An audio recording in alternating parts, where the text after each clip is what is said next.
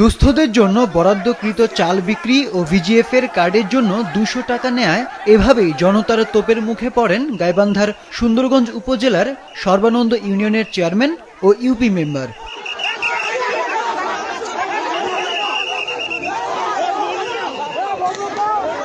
(৪,৬৫৩ জন দরিদ্র মানুষের মধ্যে চাল বিতরণের কথা থাকলেও বেছে বেছে ইউপি মেম্বার ও চেয়ারম্যান নিজেদের আত্মীয় স্বজনদের মধ্যে ভিজিএফ কার্ড বিতরণ করে বলে অভিযোগ স্থানীয়দের।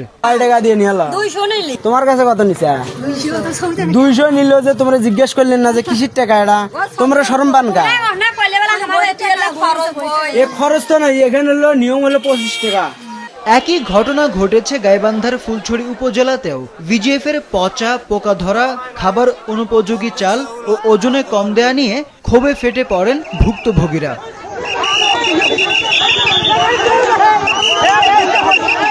Presenting Walton Crystal Series.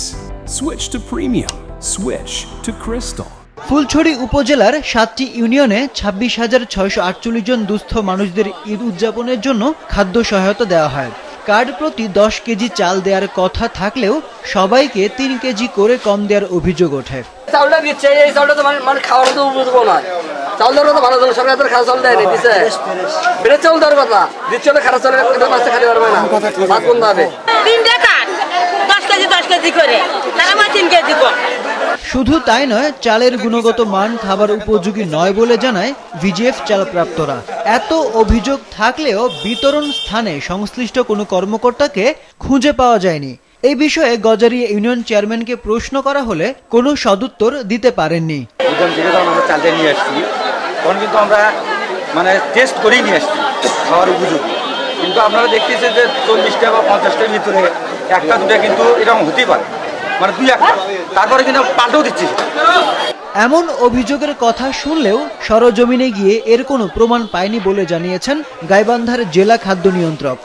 এখন প্রত্যেকটা জায়গায় কমপ্লেন আসে কতটা, প্রত্যেকটা জায়গায়, কিন্তু আমি 4 থেকে 5টা জায়গায় গেছি, সেখানকার সংশ্লিষ্ট দেশে কথা বলছি, স্যাম্পল আনছি, ইআই সরকারি কর্মকর্তা ছিল, এবং ইভেন আজকে যে দ্বিতীয় বেশি মিটিং হলো সেখানেও এটা উপস্থাপন হলো।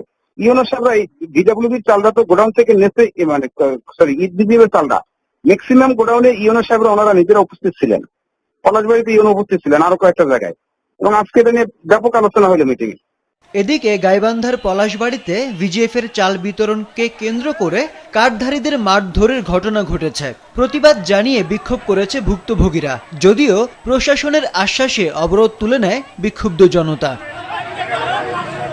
আরিফুদ্দিন নবীন, মাছরাঙা, নিউজ ডেস্ক।